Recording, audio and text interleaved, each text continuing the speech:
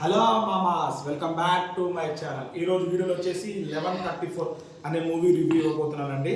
ఇక ముందుగా మన ఛానల్ కొత్తగా చూసే వాళ్ళు సబ్స్క్రైబ్ చేసుకోండి అబ్బా. అలాగే మన పాత వీడియోస్ చూసి నచ్చితే లైక్ చేయండి, షేర్ చేయండి, అలాగే కమెంట్ చేయండి. ఇక ఈ మూవీ వచ్చేసి మనకి రీసెంట్గా అమెజాన్ ప్రైమ్లో రిలీజ్ అయిందండి.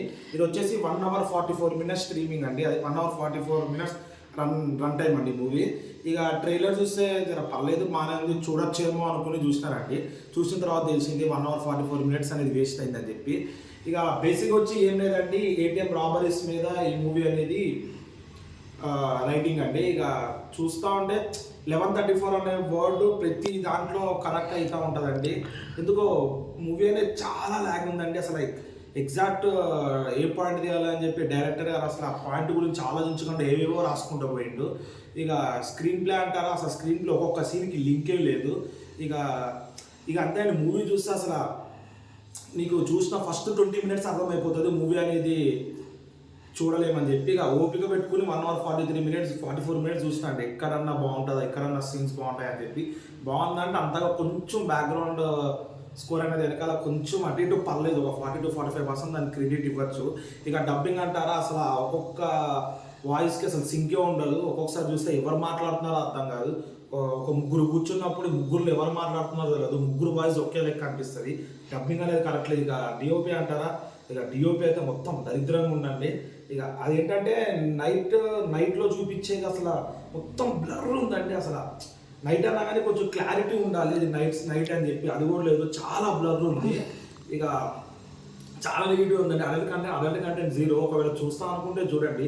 అసలు అమెజాన్ వాళ్ళు ఈ మూవీని ఎట్లా యాక్సెప్ట్ చేస్తున్నారు ఇప్పుడు వరకు అర్థం కావట్లేదు. ఇక బేసిక్గా యూట్యూబ్లో రిలీజ్ చేయాల్సిన మూవీ అండి ఇది. అమెజాన్ ప్రైమ్ అంత మంచి మంచి కంటెంట్ తీసుకున్న అమెజాన్ ప్రైమ్ వాళ్ళకి ఏం నచ్చిందో కానీ నాకైతే మూవీ అయితే ఎందుకో నచ్చలేదండి. ఒక 1 hour 44 minutes వేస్ట్ అనిపించింది, ఫస్ట్ టైం అనిపించింది. నేను చాలా మూవీ రివ్యూస్ బాగానే ఇస్తాను. ఇక జెన్యూన్ మూవీ రివ్యూస్ ఉంటాయండి మన దగ్గర. ఒకసారి కావాలంటే ఛానల్ చెక్అవుట్ చేయండి. బాగుందంటే బాగుందని చెప్తాను, బాగాలేదంటే బాగాలేదని చెప్తాను. ఒకవేళ మీకు చూడాలనిపిస్తే చూడండి. ఒకవేళ నా రివ్యూ తప్పు ఉంటే లేదు బ్రో రివ్యూ తప్పు ఉందని చెప్పి కామెంట్ చేయండి. ఇది మనకి అమెజాన్ ప్రైమ్లో స్ట్రీమింగ్ అవుతుంది. 1 hour 44 minutes రన్ టైము. చూడాలనుకున్న వాళ్ళు చూడండి. ఇక మీకు అర్థమైపోతుంది, ఫస్ట్ 20 minutes మీకు అర్థమైపోతుంది అది మూవీ అనేది వెళ్తలేదు రాబాయ్ అని చెప్పి.